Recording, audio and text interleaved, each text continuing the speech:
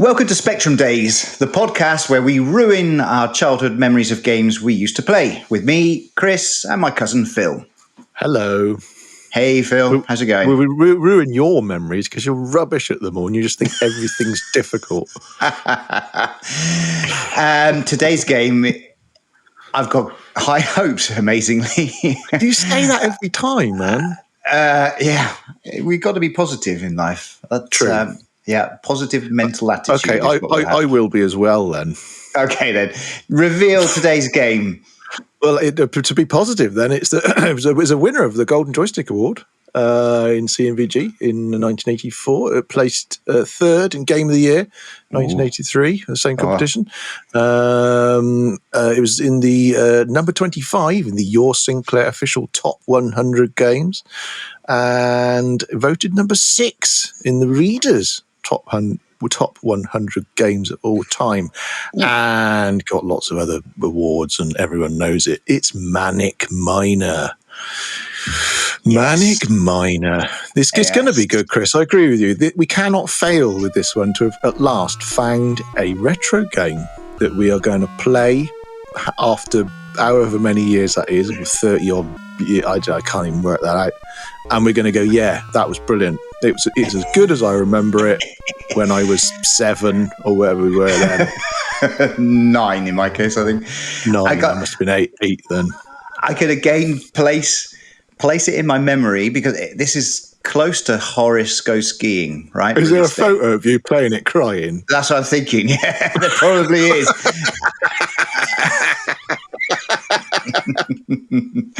I can remember playing on the same TV as well. Yeah, the Spectrum connected to the TV in the living room.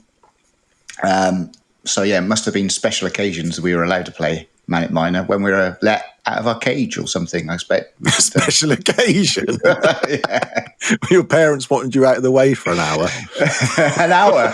Do you think we should play Manic Miner for a whole hour? Oh, wow. So I thought you were pointing out that your parents being occupied for an hour was impressive. Well, I didn't realise.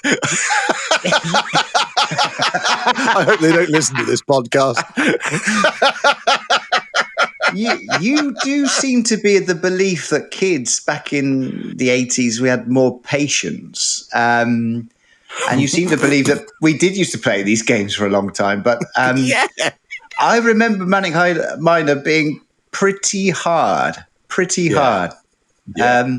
But it was special. I mean, a platforming game. It was a platformer. Yeah. Kind of puzzle, jump on the platform, climb ladders, I think.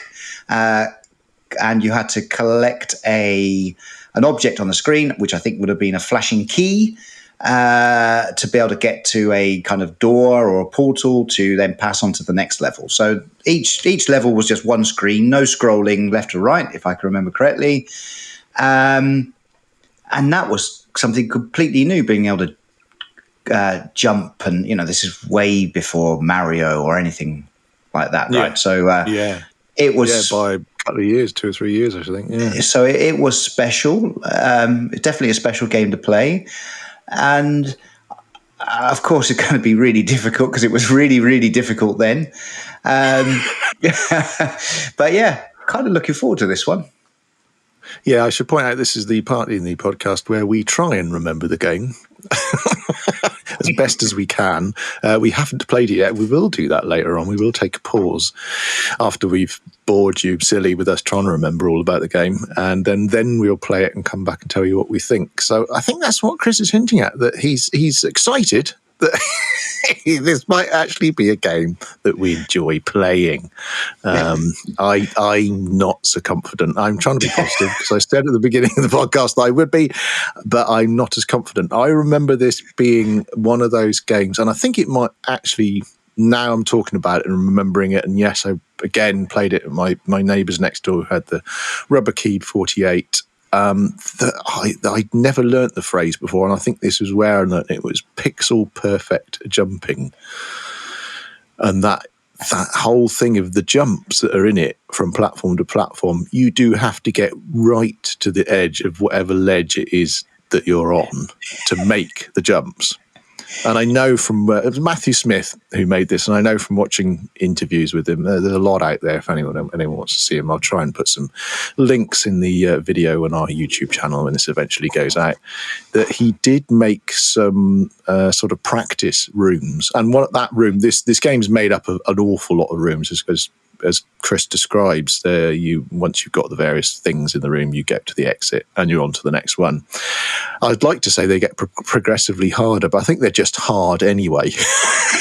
I'm not sure that there's not much ease of progression to ease you into the difficulty. I just seem to remember them all being really, really hard. But yeah, he made this room to see whether the jumps were possible, how far the character jumps. And unlike Mario, that has some sort of control in the jump, sort of mid-jump control, height, speed, length, and all that sort of thing. Well, this is you just walk and you jump, and it's an arced jump. You've got no way of controlling it. So you have to do everything pixel perfect. And I think, I'm pretty sure this is the game where I learned that word and learned the misery of what that means. That real. I thought you were going to say. I thought you were going to say you'd learnt a swear word or something. That was the first time you. Oh, we used them when playing this. I think we used all the ones that an 8-year-old knew. I'm gonna be rubbish at playing this. I've changed my mind. I'm not looking forward to playing it. 3 minutes in and he's already not positive. Wow, well, our positivity lasted well there. I think that's fairly good for modern man. It was a record. Positive for 3 minutes. That's pretty good. In 1983, I mean, back then, we've already said it. There wasn't much else that was like it. I'm struggling to think of another game that was like it. I'm not even sure if I played a sort of platform game in that sense. Hold up. I think it is. He was influenced by a game on the Atari, right? Yes, Thingy Miner 29er. Yes, but I've never played that. One of my mates Atari. So, well, no, I wouldn't have played that. You're right. Later, a few years later, when we did move house, had a new neighbour, kid my age. He had an Atari, and we played some. I can't remember what Atari he had, but we played some. Did you? Yeah, sorry. You dropped out. Did you mock him? Yeah, because some of the games he had like a soccer game, which was awful. I mean, Match Day was, I can't remember. On the Atari, an awful game, was it? Yeah, yeah. That's lost us some viewers. Me hinting that the Atari might be bloody awful. Well, it looks like. Bye, everyone. Yeah, we only like Spectrum now. Those are the episodes that do well. Spectrum. Mention Spectrum again. ZX. The ZX Spectrum by Clive Sinclair. Clive, I've completed it, Sinclair. Hello, boys and girls. Uncle Clive here. Just to remind you that it's not nice or fair to mock other systems. Just because you're lucky enough to have a Sinclair ZX Spectrum, the best computer in the world. I mean, there's nothing wrong with Atari. Just because, it doesn't have a keyboard and its joystick is so stiff that it makes your wrist hurt after about 5 minutes of play, and that most of the games are so simple that you could probably make them by banging rocks together. But there's no reason to mock the lovely Atari 2800 and all the other iterations that they tried to make. I mean, there's no reason to think that in any way it had something to do with the downfall of the entire gaming world in America or anything like that. No. So just leave it alone and stop being so mean. I mean, it's not like it didn't have some good games like, Combat. Combat's a great Atari game, and E.T., of course, a very, very popular and well-known Atari game. So, anyway, there you are, back on with the show. Good old Atari. I completed it. Yeah, those are the games that get us the big... Who was knighted in 1983 when this game came out? Oh, really? Yeah. Yeah, not because of this game. I dub you, Sir Clive, for making Magic Miner. Well done. You're ever so clever. When you make those games.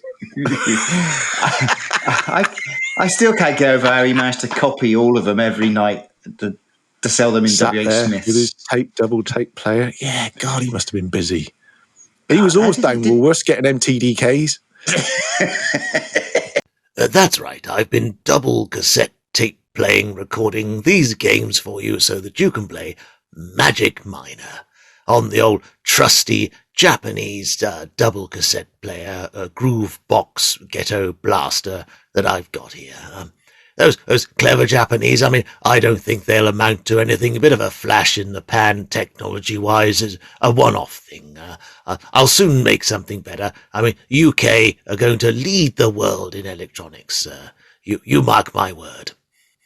Did he have to hand deliver them to Menzies and Smiths and Woolworths? No, he had children on bikes. Yeah. I think that was the origin story to Paperboy. Yeah.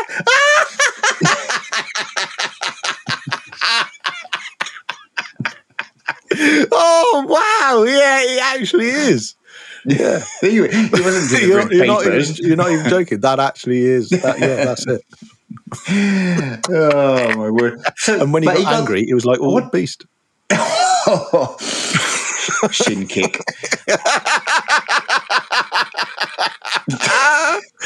The three people that watch us are going to go, I know what episode that's from. That's our big fan in Belgium. Yeah. Hello, Belgium. Hello, Belgium. Thank you for listening. Waffles. Do send them. But what did Sir Clive, what had he done then before 1983? So there's calculators and watches. Well, he was the first person to make like the calculator or something, wasn't he? Or something like I think that. so. And the portable television. And a wristwatch kit. You could buy a kit to make your own wristwatch. I'd have knighted him just for the calculator. I don't know what people were doing before then. Abacus. What are we doing? Are we talking about Magic Miner?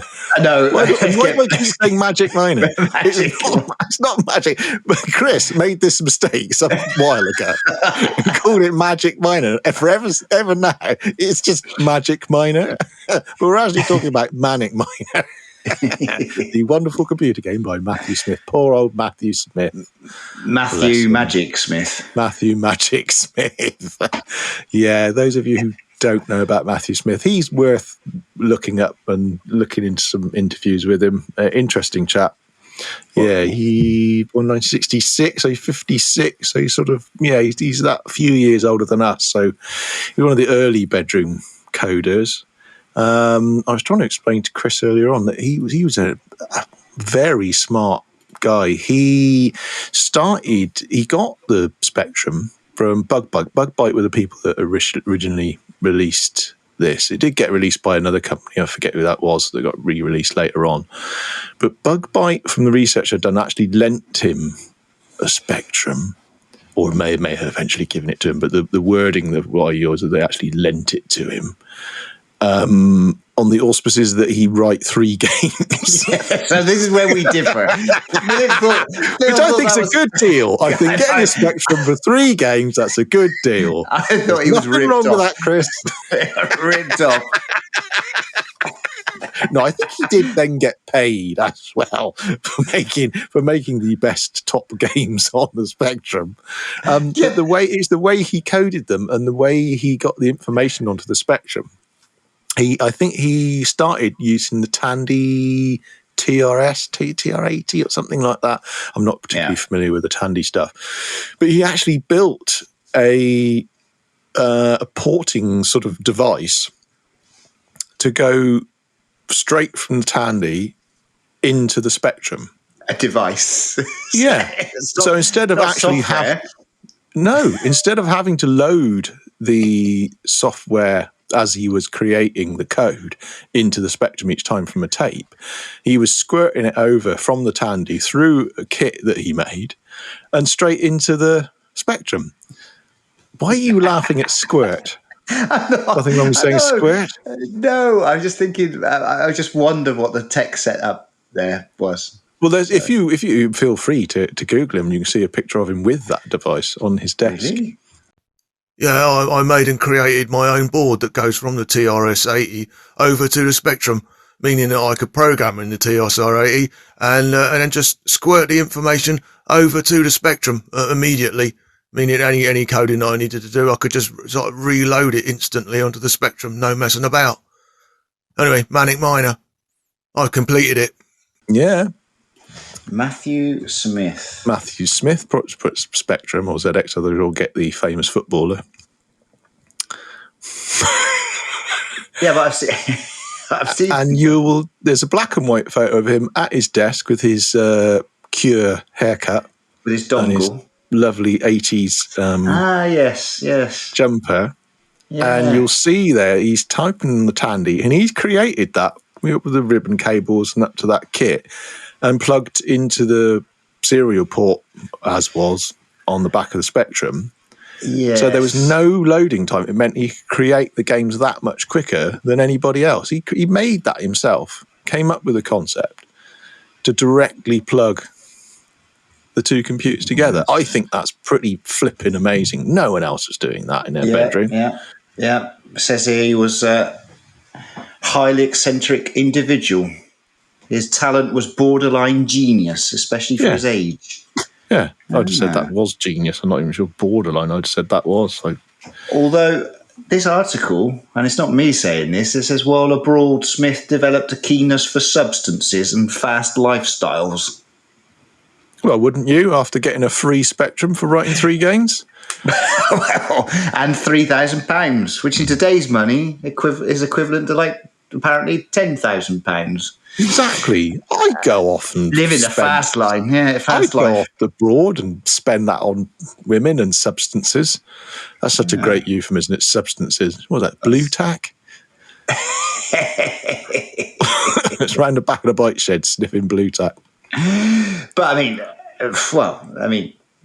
maybe. Well, if you would think about Manic Miner, it was quite psychedelic anyway, right? I mean, there's quite an imaginative. I think some of the monsters were quite crazy. Yeah, well, and the levels all had really weird names, didn't they? Each room didn't have some weird name. Yeah, well, even the game and his sequel, Jet Set Willy. What? I don't know. I'm just laughing because you said Willy. Because that was his name, Minor Willy. Yeah, I'm not sure you're allowed to say that in a podcast, are you? Minor Willy. What is a minor Willy? Don't Google it. Whatever you do not Google. Or a major. If there's a minor, is there a major Willy? Don't.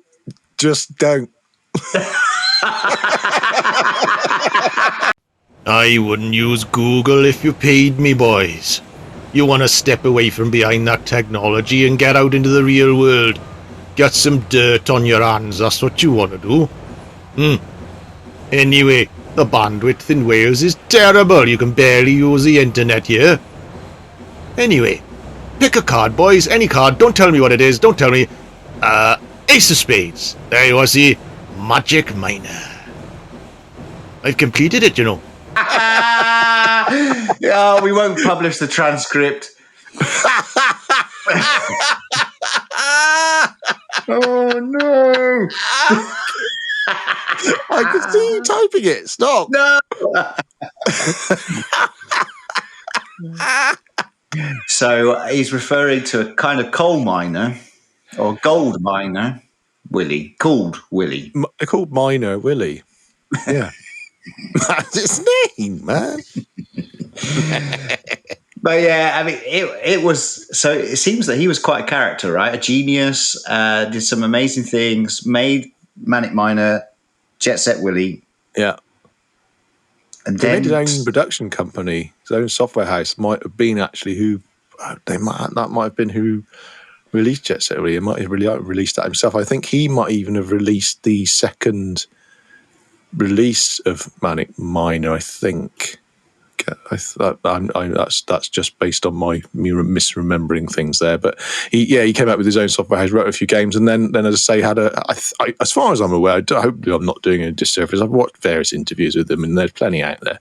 I think he had a bit of a breakdown. I think it got to him because he did sort of become pretty famous, famous in that world. And probably nowadays it wouldn't seem like fame at all. But I don't think he could handle it, and bless him, he went off for quite a while, and then eventually I think got deported and came back to Britain. He got involved with some company or other, I think 2013 or something, to I think either remake Manic Miner or worked on for some other software company, and has been appearing at conventions and things like that. As I say, anyone interested in his life story, there are a lot of videos on YouTube about him. Interesting guy, amazing, very, very clever. But there isn't a PlayStation 5 version of Manic Miner, right? There might be a Magic Miner. Is that a VR title? Yeah. It came out on a lot of things. It got converted by other people onto other computers. It's on Xbox 360. Really? I mean, I don't know. We don't know in what guise it's on the Game Boy. There's an official Game Boy Advance version of it. It's on the MSX, the Oryx One, the Amstrad CPC, the BBC Micro, Commodore 16 and Commodore 64, the Dragon 32 and 64, the Sam Coupe, which I think was a more recent version, the Tatung Einstein, which I don't even know what that is, the MTX PMD85, and of course the ZX Spectrum. A bit like the other videos that we've done on games, it's one of those games that just came out on everything. You can probably play it on some fridges that have got screens. I think like Doom. You can probably play it in a Tesla now.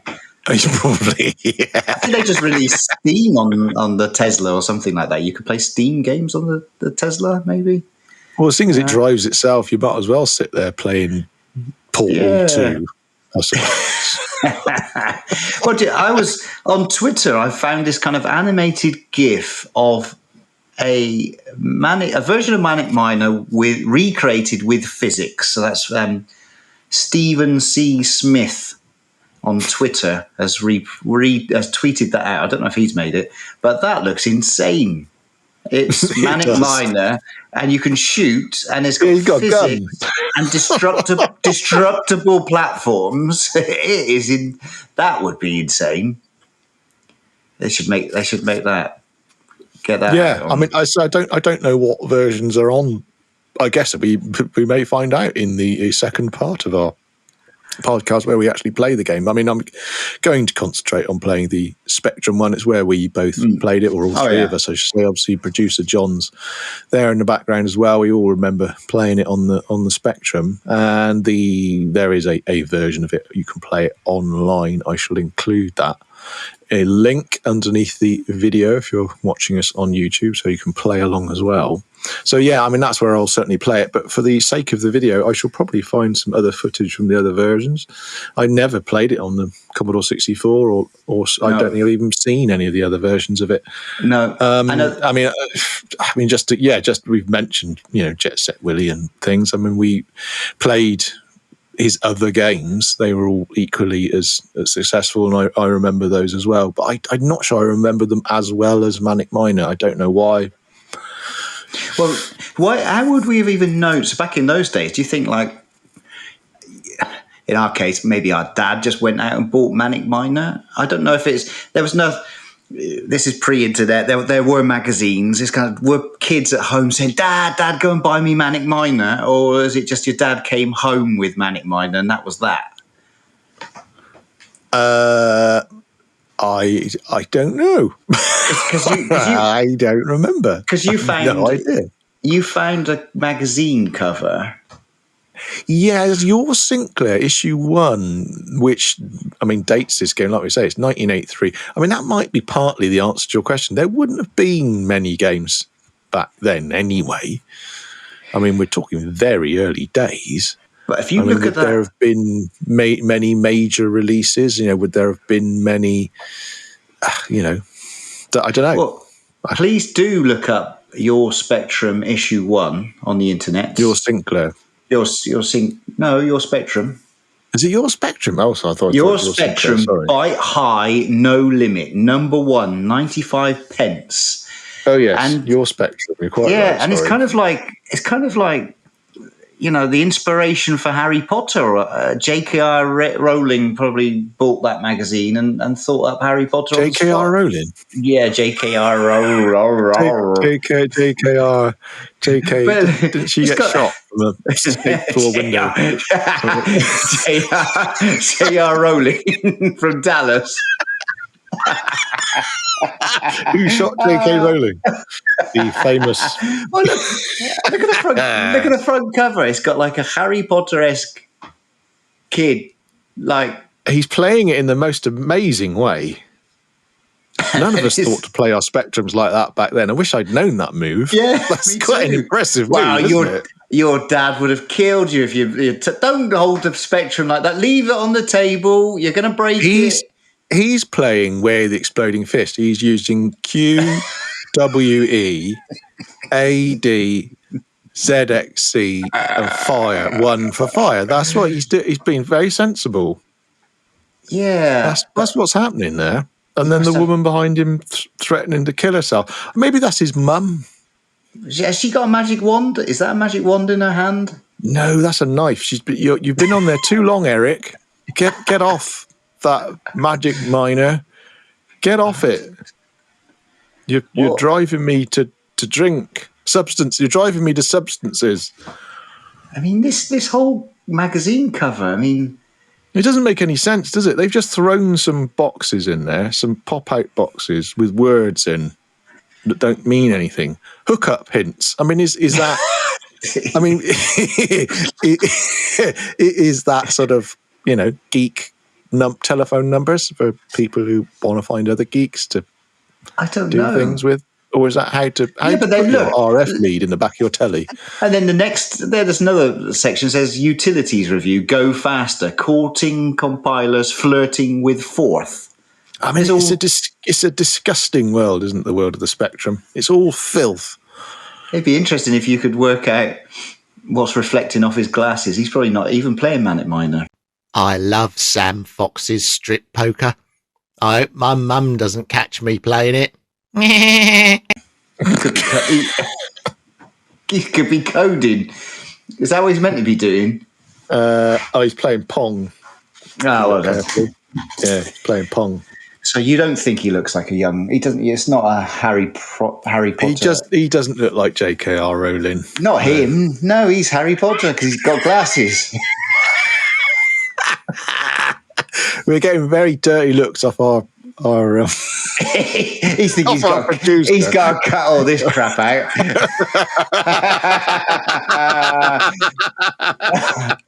No, this is all good stuff.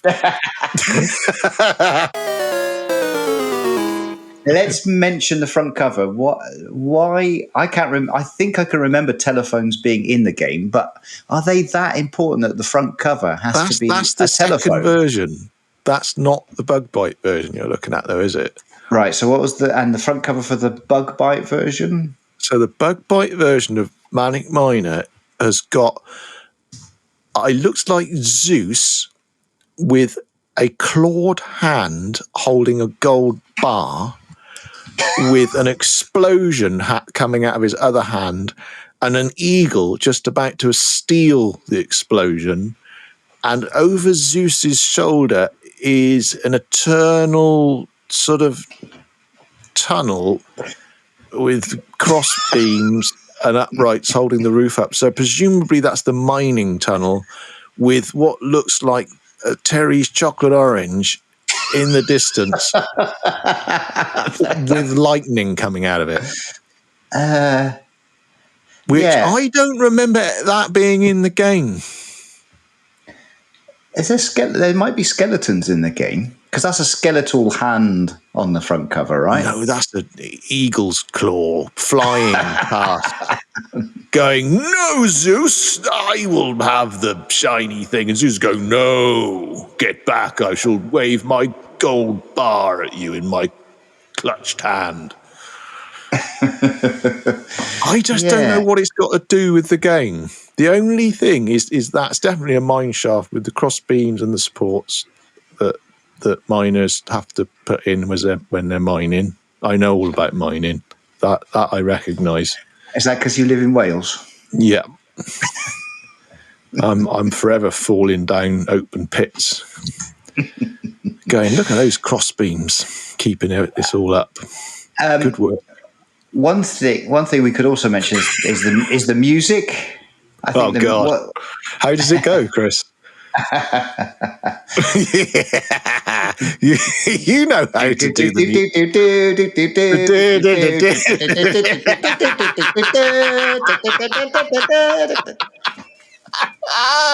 That was brilliant. I assumed my computer was on, but it's not. It's you. Wow. Yeah. Why is that unique? Do tell.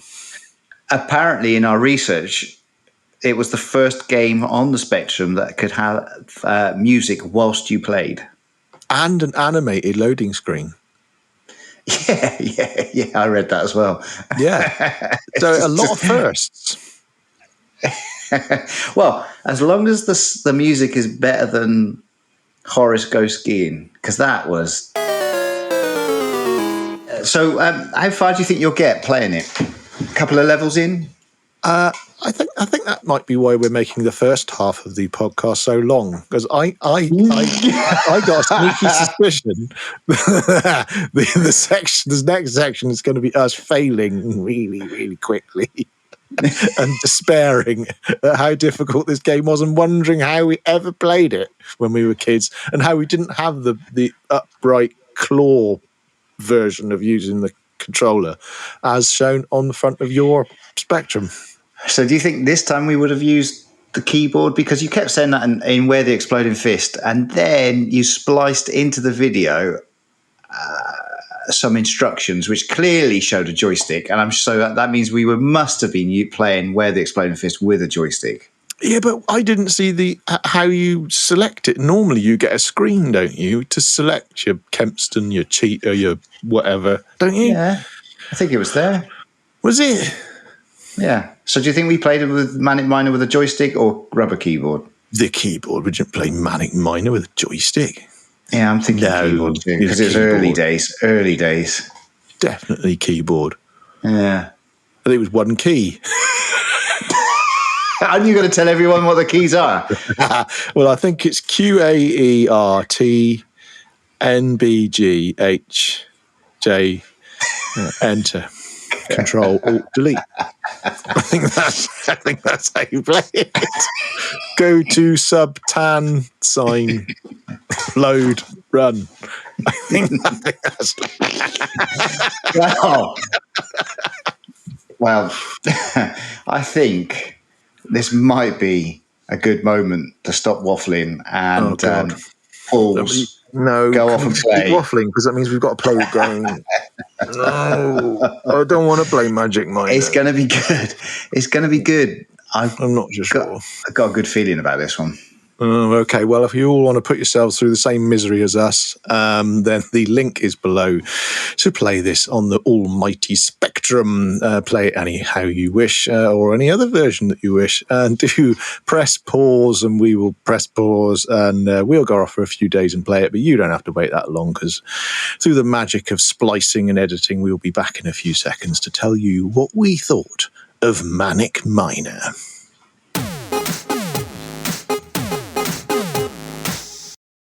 And we're back. Yes, welcome to part 2 of this podcast, where we are going to talk about playing Manic Miner. When I say playing Manic Miner, which I hope you all joined along and did by clicking on the link below the video and had a go at the good old Spectrum hit that is Manic Miner. I'm afraid you may find, like me, that you couldn't get off the first level, and now all my hopes and dreams have been dashed upon the shores that is the rocky cliffs of Spectrum games, and I'm rambling because there's nothing. I have nothing to say more other than I really couldn't get off the first level, and I hate it. And Chris completed it, I assume. Yeah, this is an important moment in the podcast's long history where I've done better than you. You have. I've done some mile. Much better. Yeah. Much better. Tell us tell us all about the game, because I really have nothing to say. Yes. So I too. Well, no, I did much better than you. Yes, I got onto the fourth level, the mighty fourth level, which is the abandoned uranium workings, and to be honest, I quite enjoyed it. I think it's an honest game. It's an honest game. You know where the jump is going to go. You know, you've been moaning about not being able to change your opinion, whilst mid-flight, mid jump. That was producer John. Well, but I think, and I think it's just an honest, I like it that it's hard. Yeah. It's a very honest game. You know that those little green shrubs are going to kill you if you touch them.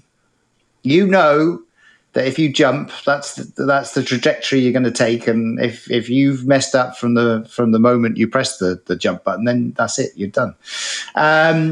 What is annoying is that level 1 is much harder than level 2 and level 3, so that's probably maybe what's got you there. You've got frustrated straight away. It's the logs. I couldn't get past the logs.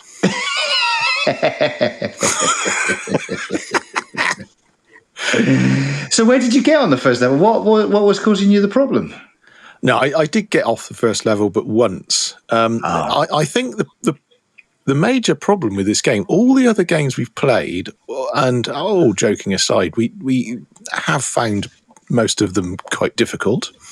I think possibly because of that era of gaming, there was a certain penchant for difficulty. A lot of the games that we played have been arcade conversions, which are deliberately meant to be hard to get the money out of you. But this game, the first level was just so difficult. It was just so sort of frustrating that I didn't want to play it anymore. Whereas the other games have all been, I want to do it again. I want to get further. I want to get somewhere in this game. Partly driven by the fact that I need the footage for the video. Now, anyone who is currently just listening to the podcast, it'll be fine. Just listening to my silky, dulcet tones is more than enough to entertain you. But if you're watching the video, you're just probably seeing now a loop of the first level and me dying because it's only me who bothers to record the footage. Mr. I got to level 4, can't be bothered to screen record his footage and send it to me. So I'm afraid all you're going to get is me giving up after level 1. And I think we've been playing this, is it 3 days since we did the first half of this podcast? 3-4 days. Is it longer than that? And I have just not wanted to come back to it to continue playing it. There's so many good things about it. I mean, there's not.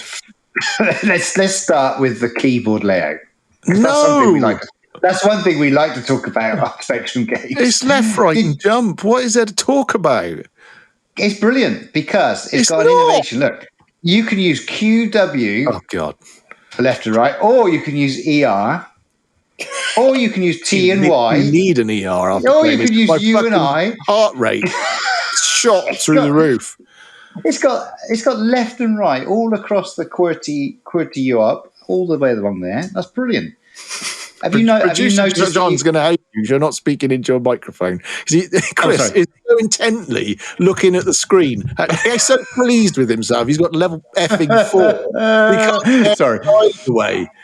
Have you noticed that? So we did talk about it in the first half where the music plays whilst you play. Music and sound effects in a Spectrum game at the same time. I might have to play them for everybody now in the video. I might leave it on a 10-minute loop. And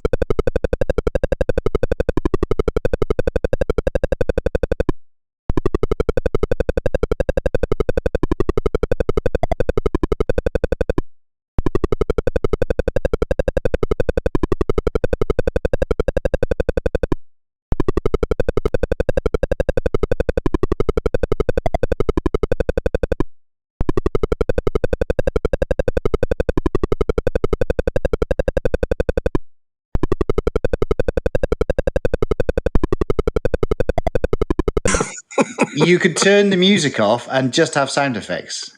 It's genius. Right? Did you notice how your extra lives stop dancing when you turn the music off? Extra lives? Look, mate, yeah, so I was playing it, all the lives disappeared in about 10 seconds. I wasn't aware of any extra lives. On the bottom left, you've got your life indicator, right? You've got your 2 when you start off. You've got 3 lives, I think. You're just showing off. So you've got time to look at that whilst playing this game. Yeah. You're looking at the things in the peripheral of this game and playing it.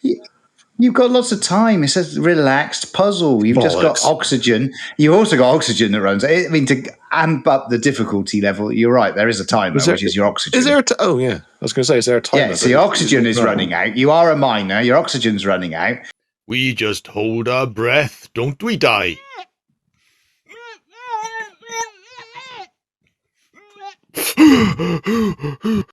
So, yes, you do have to work out the puzzle. You have to time your jumps perfectly, and you have to do it all within the time, whilst checking out things such as if you turn the music off, your lives stop dancing. Have you not noticed they dance? Or whilst you're playing, they're in the bottom left-hand corner dancing. No, I just kept seeing a boot come down. Yeah, that's great as well when you die. It's not great. There's nothing great about dying. It's a terrible thing.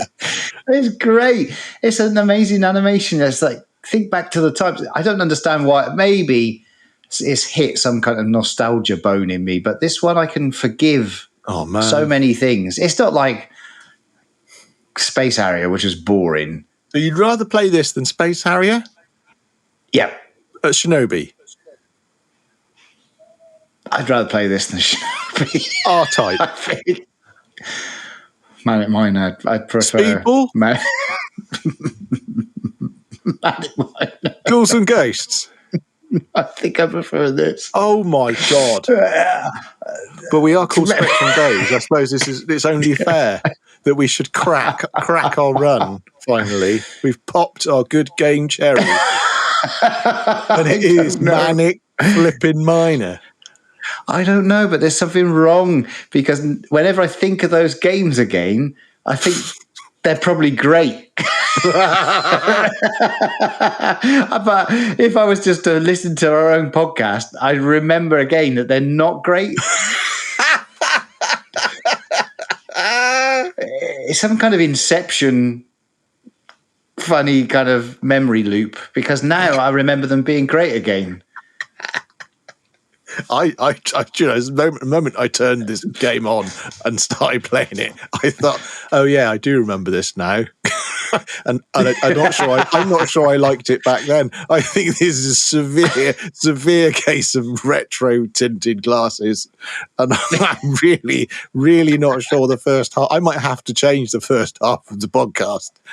All the things I said are just wrong, and I'm afraid, honestly, I got halfway through that first level. I just thought, this is awful. I hate it. I hate the way it controls. I hate the way it sounds. It's annoying. I just kept dying. I couldn't get anywhere. I didn't want to play it anymore. We've just lost all our subscribers because they're all people who are into the Spectrum fans. Yeah, which we are. And I thought I was. And I thought I liked this game. I don't. It's awful. I'd rather play Jet Set Willy. The superior follow-up. That was great. That was great. That was great. Yeah, that was great. Jetpack. Lunar Jet Man. Yeah. Can we play that? I don't know. There was something about, I felt, yes, I remembered it immediately. And also the second level with the kind of pink and the penguins. I remembered that. Third level. Yeah, it's just got, yeah. I mean, of course. Of course, I could quite happily never play it again. I mean, it's not like I need to go back again. Don't get me. He's lying, everyone. He's playing it now. That's why he's looking at the bloody screen. Don't get me wrong. Playing it, wishing he had a rubber key for the full experience. Yeah. And look, the main character, the miner's he's not wearing a helmet, by the way. How do you know? You can see he's got a quiff, right? It's made up of about 6 sprites. That could be anything. Sprites. 6 pixels. Pixels, sprites. 6 Well, sprites, it looks pixels. Well, he might be No shaking Devon. Stevens. I don't know how these games are made. Hey, he might with that quiff. He might be shaking Stevens down the mine. Shaking Stevens down the mine. Yeah. Oh, that's going to be an excellent bit in the video. That.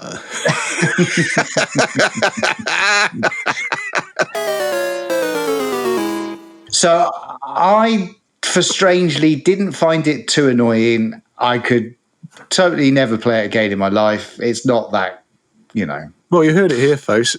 Manic Miner is better than R-Type, Ghouls and Ghosts, Shinobi, Speedball. Basically every game we've reviewed so far. Chris thinks this is better than all of those games put together. I'm not sure if it's better than Way of Exploding Fist. Oh, really? See what I'm saying? It's like there's some kind of relaxing. You're just trying to win our Spectrum-loving fans back to the channel. Yeah, you're trying to balance after we destroyed Horoscope Skiing. My raging yin with your calming yang. But what I mean, if you could do the level in Revenge of Shinobi where you jump on those logs, we're doing a double jump. Yeah, that you couldn't do. How could you not? How could you not cope with a single jump where every single time, or in Manic Miner, you have to jump. When you see like there's like a level, there's a platform, and there's a little tree above your head. It's like, oh, that's when I got to do a jump. You could just use the scenery to know when you got to do the jump. You just know it, and that's it. It's very analog. It's a successful jump or it's not. You're only getting a problem if you try and rush through the level. I'd like to say that it's obvious that one of us is autistic, but I think anyone listening knows we both are, but in very different ways. Look, the logs in Shinobi were awful. They were terrible. The double jump, jumping off the screen where you can't even see what's coming. This game's totally honest. You can see everything you need to do on one screen. It's a puzzle. You've got to go and get those keys, get all the keys, get back to the door. You can work it all out. You know what you've got to do. Just got to make those jumps correct. But it's not like Shinobi where they've cheated you, with lazy games design, with jumping off the screen, leaps of faith. After all these weeks, you're still irked by Shinobi.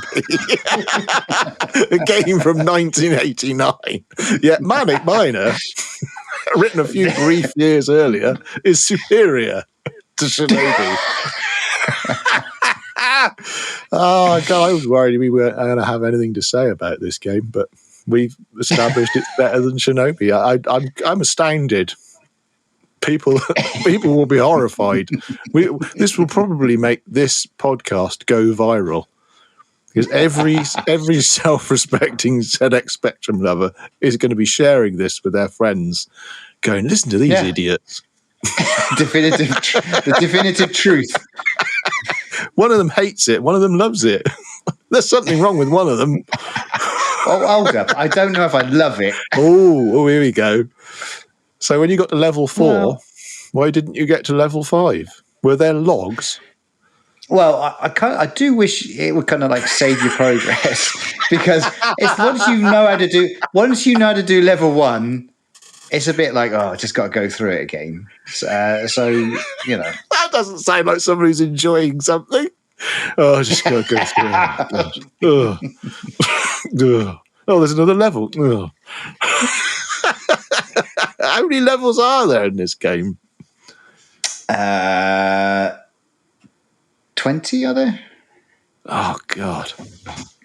Am I right? That far. Can someone let us know? I'm fairly sure, didn't the first version of this, you couldn't actually complete it or something? Or am I thinking of another one of Matthew's said, like I know him, games? Is it this one? Yeah. And that's why he brought it out himself. on his own label or something so that you could actually complete it. I got a vague memory that you can't actually complete this game, the first version of it, or something like that. Maybe I'm imagining it. Thing is, I will have to play it again, and hopefully that's what people are watching now. As I say, Chris ain't going to record it, so I'm going to have to. So if you see Magic Miner in his magic hat or quiff, let us know in the comments whether it's a hat or a quiff. He's got a quiff. If you see it's a hat, he's a miner. Even in the 80s, there were rules. It's a little torch and a hat. Let us know. Is it a hat or a quiff?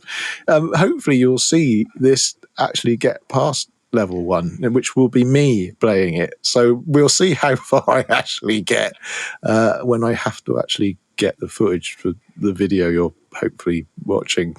Or it might just be level 1 looped. I'm sorry if you've been watching this the whole time. You're just watching level 1 loop and a boot come down and then it start again. And 10 minutes of the music. So you don't have anything else to say about the game then? Not really. I'm disappointed. More in myself, I say, but I'm just repeating myself. Really, for some reason, it did not make me want to carry on and get through it. Where the other games, the hard games that we played, did make me want to. And I was reminded as soon as I started playing it, oh yeah, actually, I think back then I'm not sure I did like it all that much. I'm not sure I did get very far on it actually. Once I turned it on and started playing it. It's constructed very well. I'm sorry, perhaps I'm obviously being far too negative, partly for comedic effect. It is constructed very well. It does control well for what it is. It's not like you can blame the keys or blame the functions or the animations or glitching or color clash, which was often a thing that was leveled at Spectrum games. Or it's not that. It's a very cleverly designed puzzle platformer, which back then, funnily enough, I don't think we'd have even called that. It would have been just a platformer. I don't know whether we'd have called it a puzzle platformer, but that's what it is. And actually, as thinking about it, there are lots of modern games that are like it. It reminds me slightly of sort of the Trine series, where you're actually using sort of 3 characters who've got different abilities to get through the different sorts of puzzling, sort of, moving a block here or jumping this. One character can do higher jumps or something like that. I can see I can see, and I'm reminded of why it was so influential and why it was so popular at the time. I just didn't want to play it. Just didn't feel like playing it anymore. Simple as that. Yeah, we kind of hit a bit of a run of that type of game because Space Harrier was a bit blur as well. Speedball for a totally different reason, but yeah. Speedball was grey.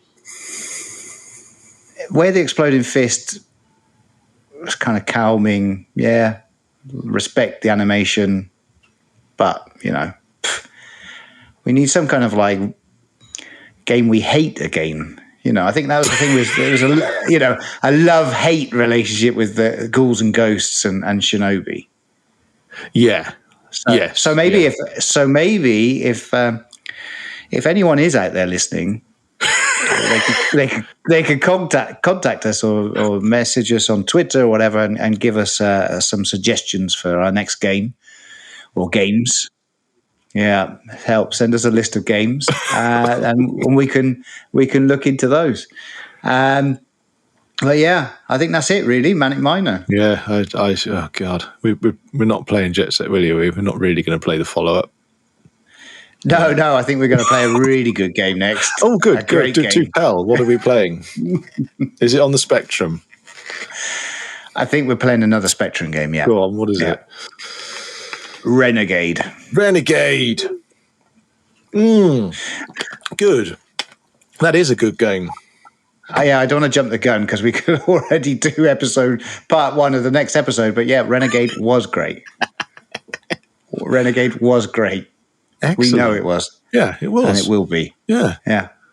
Oh, well, join us next time when we'll be playing Renegade.